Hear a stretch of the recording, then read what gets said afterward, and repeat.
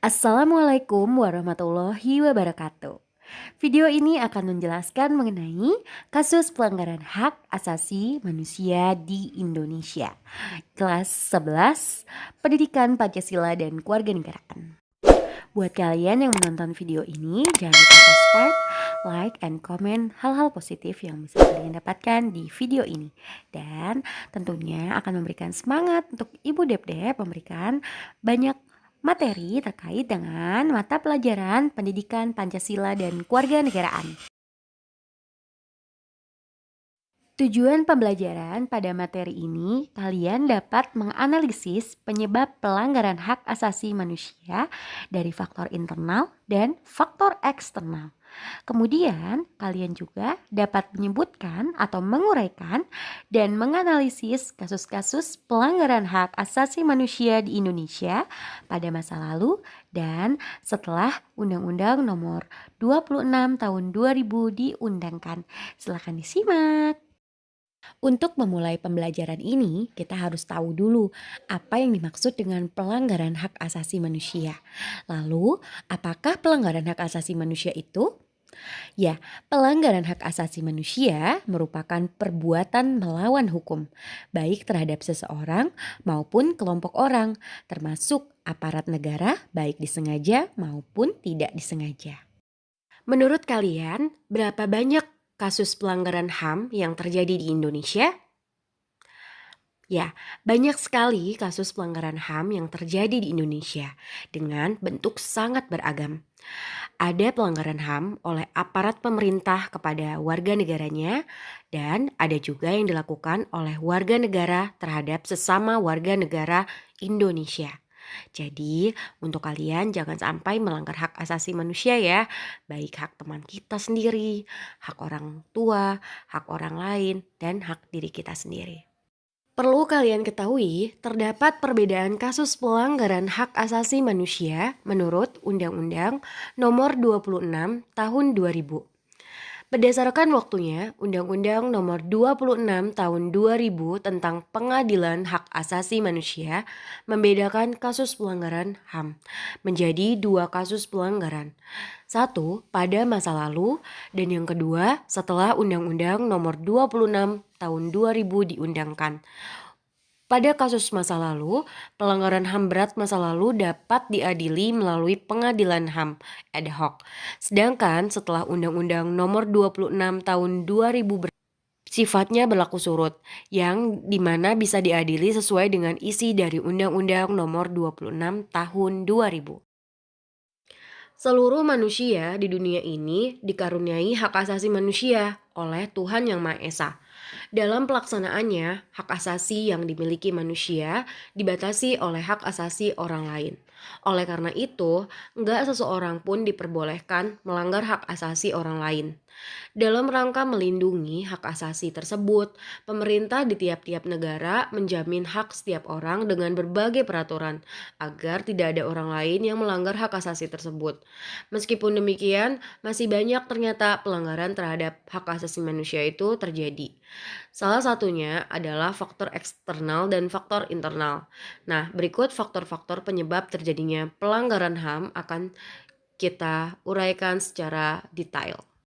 Berikut ini faktor-faktor penyebab terjadinya pelanggaran HAM. Ada dua, faktor internal dan faktor eksternal. Apakah yang dimaksud dengan faktor internal? Faktor internal adalah faktor yang diakibatkan karena adanya dorongan untuk melakukan pelanggaran HAM yang berasal dari diri pelanggar HAM.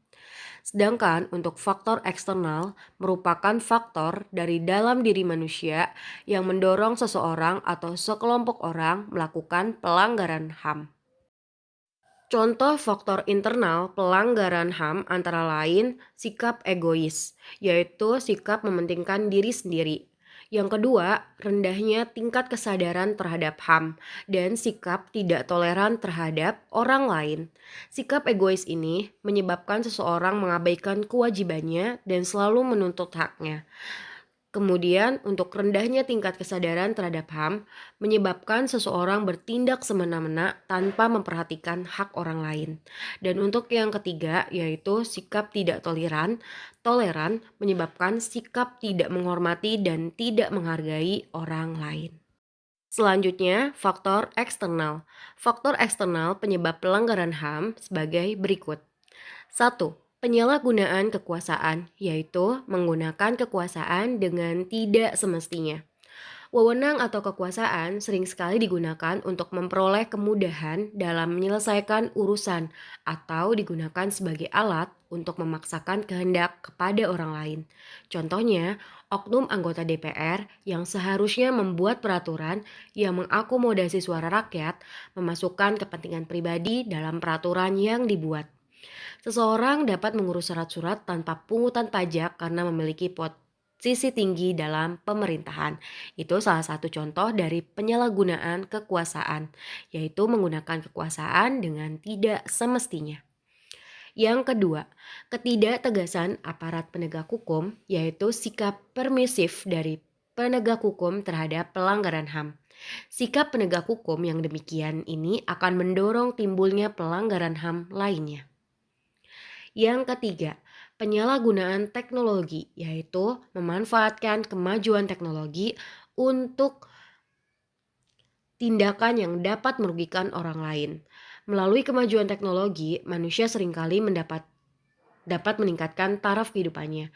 Akan tetapi, melalui perkembangan teknologi itu pula, pelanggaran HAM dapat terjadi seperti kasus penipuan dan penculikan yang berawal dari pertemanan dalam jejaring sosial. Selain itu, penggunaan teknologi dalam kegiatan industri dapat melanggar HAM jika limbah industri tidak diolah dan mencemari lingkungan sehingga mengganggu hak orang lain. Juga masih banyak lainnya seperti sekarang ini banyaknya muncul kasus hoax yang beredar di masyarakat melalui media-media sosial.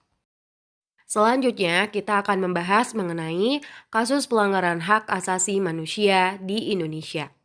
Pelanggaran hak asasi manusia masa lalu dan pelanggaran hak asasi manusia setelah Undang-Undang Nomor 26 Tahun 2000 diundangkan.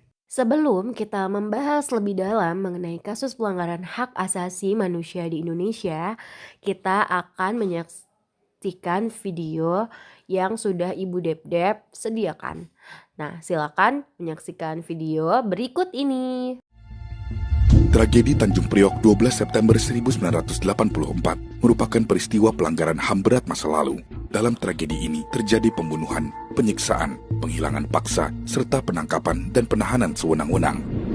Tragedi ini berawal ketika seorang aparat militer dari Kodim 0502 masuk ke dalam masjid tanpa melepas sepatu, menyiram air got ke tembok masjid, dan menodongkan pistol ke arah jemaah yang melarang perbuatannya. Ia memerintahkan mencabut pesan penolakan asas tunggal Pancasila. Setelahnya, keributan semakin meluas dan terjadilah peristiwa ini, Tanjung Priok berdarah. Komnas HAM melaporkan bahwa tragedi Tanjung Priok menimbulkan korban sebanyak 79 orang, korban luka 55 orang, dan meninggal 24 orang. Hingga hari ini, korban masih menanti keadilan, meski pengadilan HAM sudah pernah dibentuk. Pemerintah harus menyelesaikan kasus pelanggaran HAM Tanjung Priok, penuhi hak-hak korban tragedi Tanjung Priok. Sejak tahun 2000, Indonesia telah melengkapi sistem hukum dan kelembagaan nasional hak asasi manusia melalui pengesahan Undang-Undang Nomor 26 Tahun 2000 tentang Pengadilan Hak Asasi Manusia. Undang-Undang Nomor 26 Tahun 2000 tersebut mengadopsi secara terbatas yurisdiksi Pengadilan Pidana Internasional dalam bagian 2 Statuma Roma, khususnya pasal 5-8.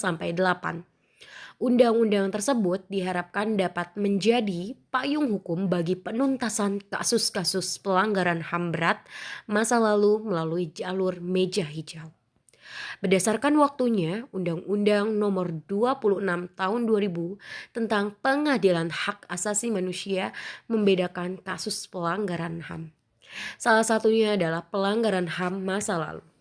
Kasus pelanggaran HAM masa lalu merupakan pelanggaran berat terhadap hak asasi manusia yang dilakukan sebelum Undang-Undang Nomor 26 Tahun 2000 tentang Pengadilan Hak Asasi Manusia diundangkan. Pelanggaran HAM berat masa lalu dapat diadili melalui pengadilan HAM ad hoc.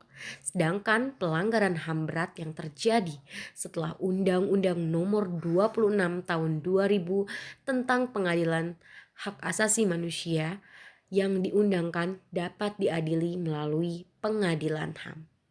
Berikut contoh-contoh kasus pelanggaran HAM yang terjadi pada masa lalu. Untuk gambar yang pertama akan kita bahas, yaitu usut tuntas tragedi Semanggi I.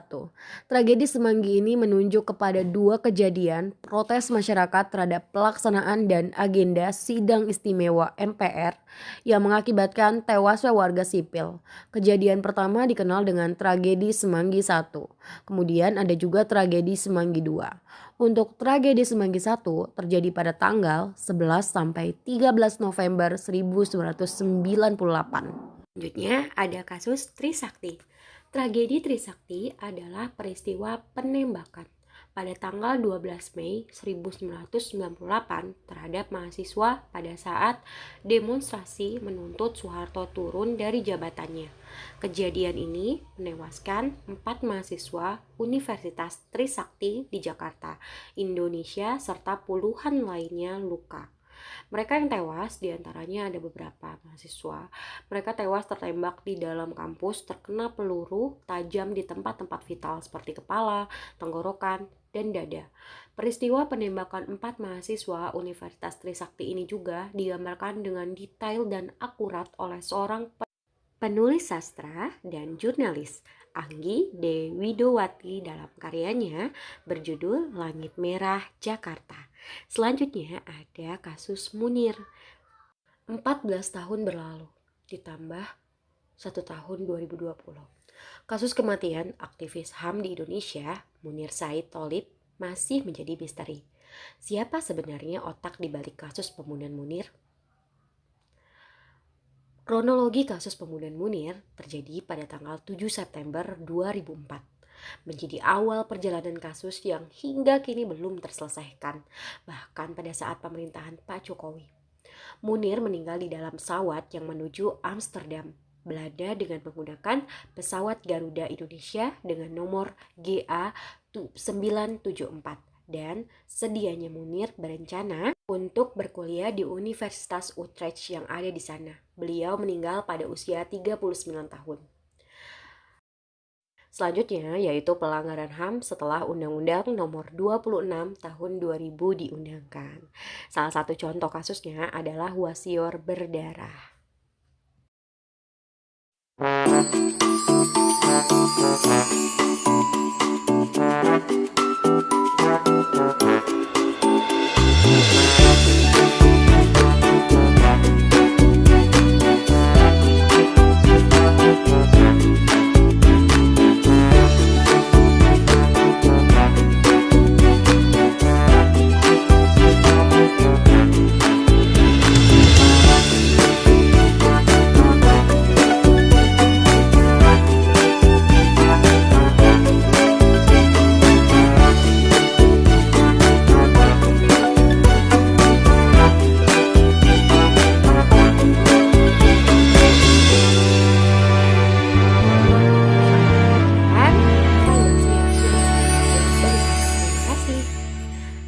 Nelson Mandela mengatakan, mengatasi kemiskinan bukan sebuah amal. Itu merupakan tindakan keadilan. Itu merupakan perlindungan terhadap hak asasi manusia yang fundamental, hak atas martabat dan kehidupan yang layak. Selagi kemiskinan berlanjut, tidak ada kemerdekaan sejati. Mari kalian sebagai warga negara Indonesia dan generasi muda semangat untuk membangun negeri Indonesia. Terima kasih. Wassalamualaikum warahmatullahi wabarakatuh.